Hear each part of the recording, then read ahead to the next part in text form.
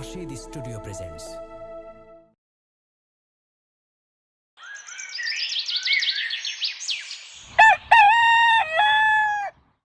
আব্বু শোনো আম্মু শোনো, চক সিলেট দাও হাতে, পাঠশালাতে যাব না মা, যাব নুরানিতে।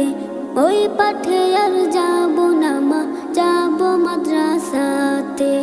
আব্বু শোনো আম্মু শোনো, চক সিলেট দাও হাতে, পাঠশালাতে যাব না মা, যাব নুরানিতে।